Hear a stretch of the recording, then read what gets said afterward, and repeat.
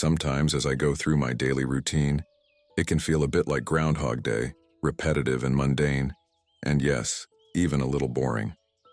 As I'm brushing my teeth, or checking my emails, or one of the other things I've done 1,000 times before, I'm often struck by this extreme feeling of déjà vu. And if I'm being honest, I'm really only going through the motions, not really thinking, and mostly relying on muscle memory. It's not that I'm unaware of the passage of time, but I do once in a while become slightly callous to it, or at least preoccupied by the trivialities of life. I think it's easy to forget that we're more like visitors to this earth, rather than immortal inhabitants of it. But stepping outside reminds me of just how unique each day is.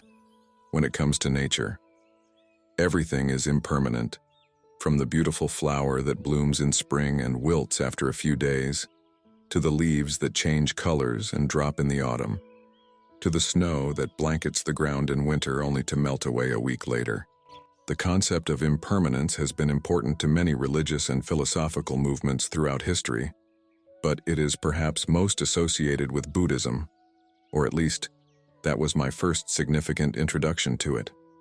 In Buddhism, it is one of the 3 marks of existence and is referred to as anicca, which translates to inconstant or not continuous. In other words, things change. Things are always changing. And while our instincts may be to cling to what we know and crave some sort of constancy, nature will continue its course, always evolving, always pushing forward, oblivious to our feelings on the matter. I wouldn't say that autumn is my favorite season because it is the most poignant reminder of impermanence out of all the seasons, at least not consciously. I usually point to the coziness of it, the evenings spent curled up under a blanket reading Harry Potter, or the crisp mornings that call for a warm sweater and cup of tea. But I do think that its message of impermanence is something I've come to respect as I've gotten older. It's an annual reminder to embrace change, while also appreciating the good stuff before it's too late. Of course, we could spend autumn mourning the summer, dreading the fact that the days will soon be short, dark, and cold. But what would be the point? It won't stop winter from coming. Better to appreciate the vibrant hues, the stunning crimson of an oak or maple, or the shimmering gold of aspens standing out against a blue sky. Admittedly, it's easier to accept this idea when it comes to seasonal impermanence, as opposed to the impermanence of life, and if I'm being honest, that's something I've been struggling with lately.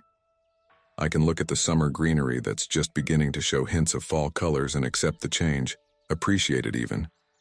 But when it comes to things like aging and losing people you love, it's a lot harder to grapple with. Impermanence in these circumstances can seem cruel. Why, for example, can't I bottle up moments with my family, laughing at funny moments in our favorite movies and make them last forever? Why, as I'm helping my friend pack up to move, do I have to be so brutally aware of the fact that soon we'll only hear each other's voices through a shaky internet connection or cell phone?